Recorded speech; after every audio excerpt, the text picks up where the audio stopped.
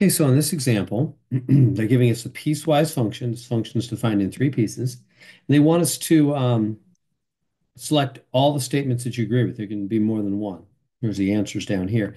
How do you handle this kind of thing? Well, I think it's best if we just picture it on a graph.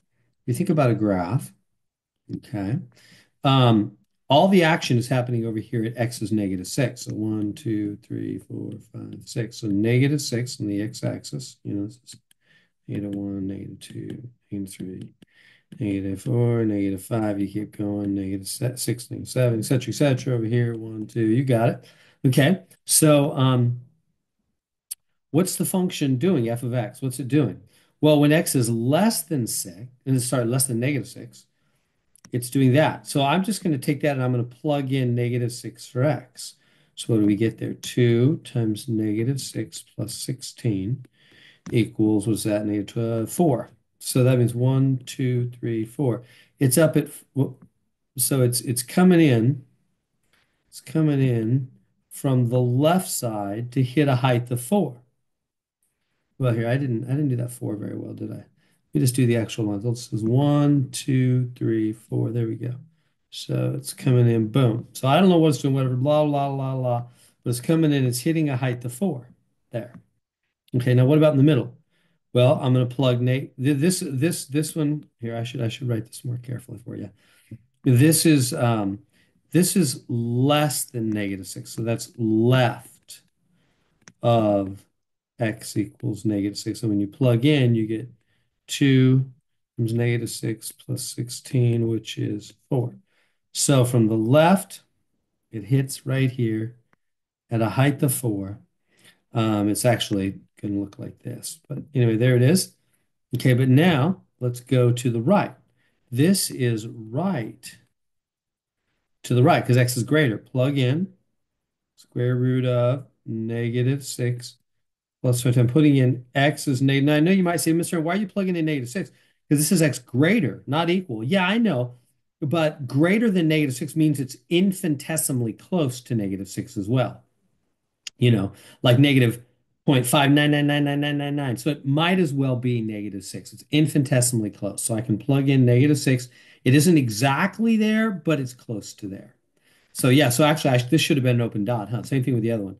This should have been an open dot because again, this one was less than, so it wasn't right on. This one's greater, so it's not right on, but it's infinitesimally close. So it's like going to be square root of 16, which is 4. So it's coming in the same spot from this side. So it's coming in, whatever it's doing, it's coming in, and it also, I'll just put another circle, it's also hitting the same height of 4.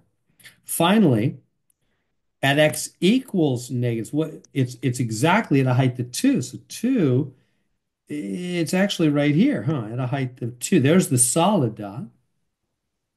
So we have the function from the left coming in to a height of 4. We have the function from the right um, coming in at a height of 4. And then we have actually right at the spot, it's down at a height of 2. Right at x equals -6. It's right on. This is f of x is y, basically. Y equals the height is 2. So these are all the height. This is the height, the height, the height at these x values. Okay. So there's our graph. So what does that mean then? Is f of -6 defined? Yeah. Defined means is there a solid dot there? Yeah, there is. Check that box. And you see it's down here. Okay. Do a better job on that. It's down here. And then next one, limit as x. Here, I'll change my color. Limit as x goes to -6 of f of x exists. Does the limit exist? Remember, a limit exists. The answer is yes. Exists at a point, at a point when it's at the same height from left and right. And I'll say, does not matter where solid dot is exactly at the point. So, so that's what it means for a limit to exist at a point. It's got to be doing the same thing from the left and the right. So is it? Yeah, from the left, it's coming to a height of 4. From the right, it's coming to a height of 4. We don't care that it actually is down here right at -6. We don't care. Limit, remember, a limit is a height it appears to be headed towards, not where it actually ends up, but where a limit is where you're headed. So from the left, it's headed to a height of 4. From the right, it's headed to a height of 4. From both sides agree. So indeed, the limit does exist there. That's why they put it down here.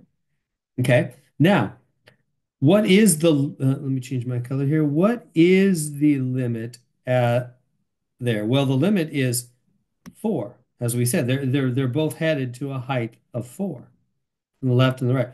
What is f of -6? Well, that's actually 2, right? Where is the actual point at -6? Do you understand the difference between these two statements? The limit is where it's headed from the left and the right. It's headed to a height of 4, even though it doesn't actually hit that. And then where is it actually at f of -6? At -6, what is the actual height? 2. Are those equal? No. No. So that one's a no. We don't put that one. Okay, next one. Is it continuous? No, it's not continuous. We're going to check this box. It's not continuous. You can see it's down there. Why? Because of that jump right there. So continuous means it doesn't continuous. Let me write it for you simply. A continuous function means you do not lift your pencil or your pen or whatever. Right? So as you go from left to right, right there, you're gonna have to pick up your pen, go down there, and then go back up to the function. So that's not continuous. It has to continue without lifting up your pen. It's not continuous. The limit exists. The limit's the same from the left and the right. The function value exists, but it's not continuous because to be continuous, that dot would have to be right up here. If the dot was right here, then that would be continuous right on through. And so there we go.